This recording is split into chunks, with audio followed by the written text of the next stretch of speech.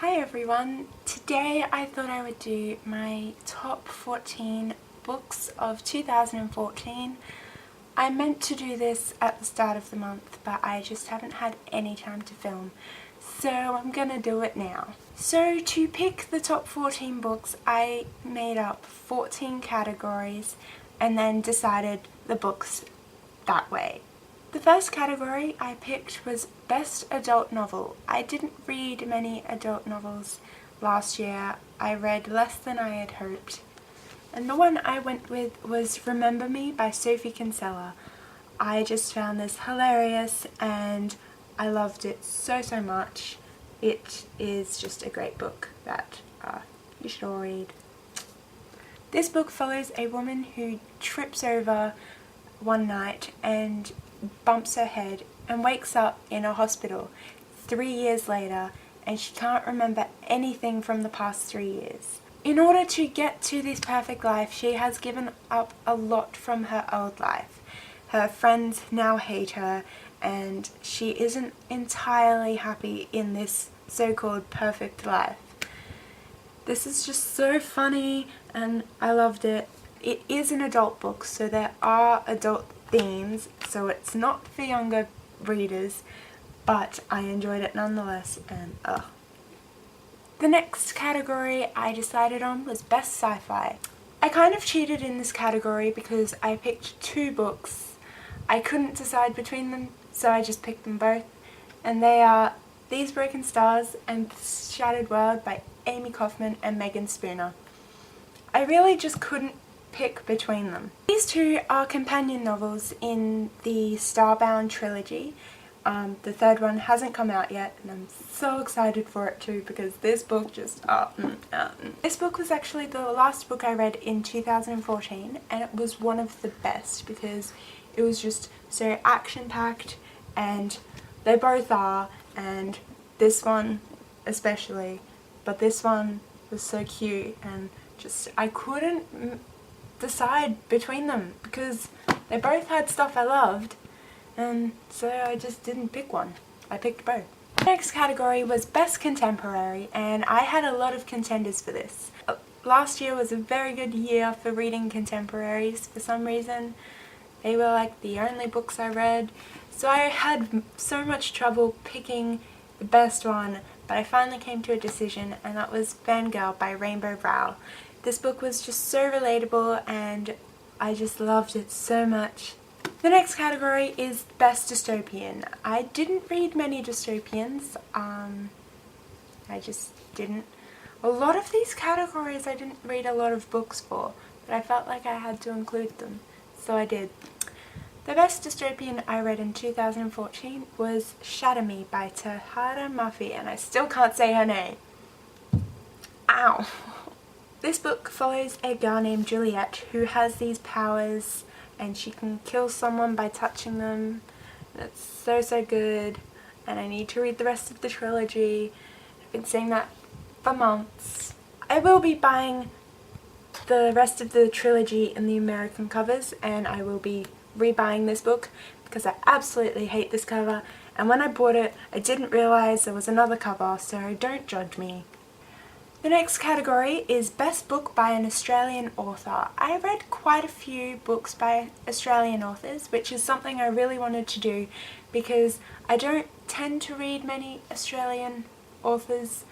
I don't know why. So the book I picked for this was Zack and Mia by AJ Betts. This book was so cute and just so... This is a friendship story which I didn't read a lot of, and that's why it really stuck out to me because, you know, it was very unique compared to the other books I read last year.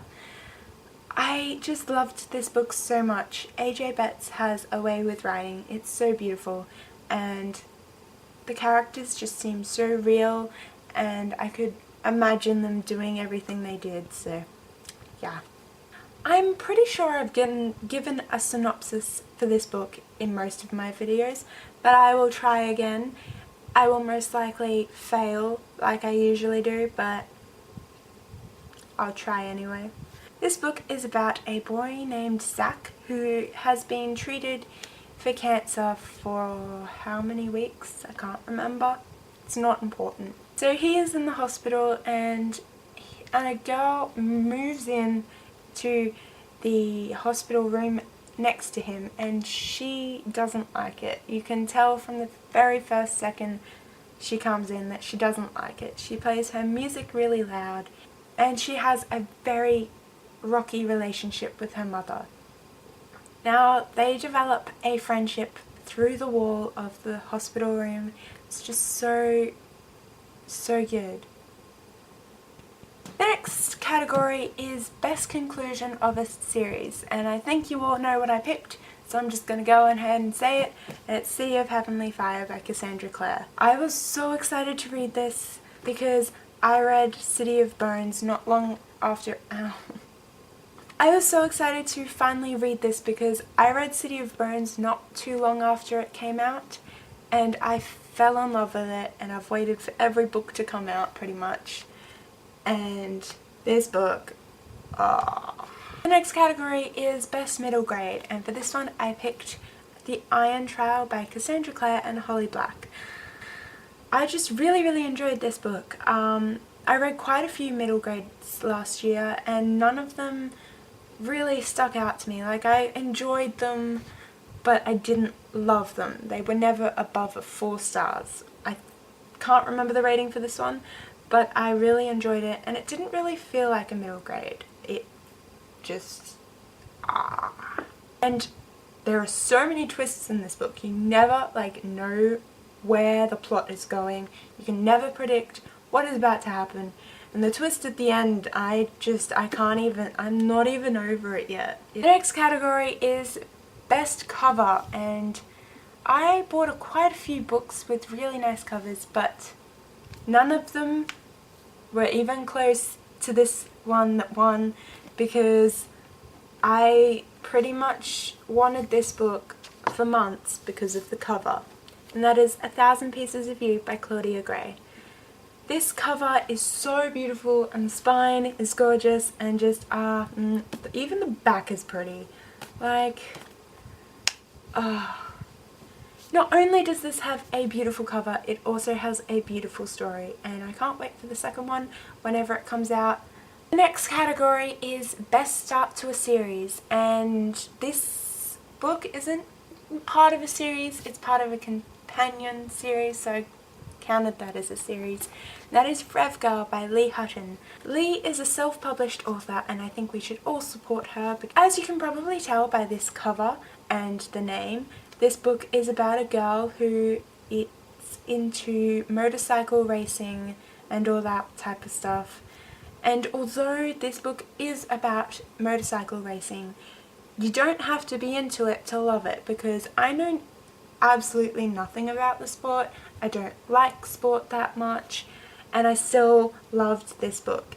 Although this book is part of a companion series, I think this book really set the tone for what the series is going to be like, and I can't wait to read the next one. It's been sitting on my shelf for about 2 months because I've been in a reading slump, and it's so annoying, but I just want to read it, and just, oh my gosh. I'm not sure if Lee is still doing signings, but she did a lot when Jump Girl came out, so if you live around the Brisbane area, please stay tuned to her Instagram account.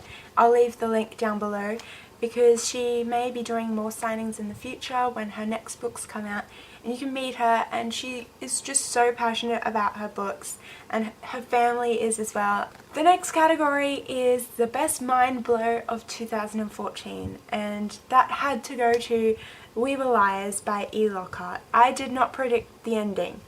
I know a lot of people did, but I honestly didn't, and I was so surprised.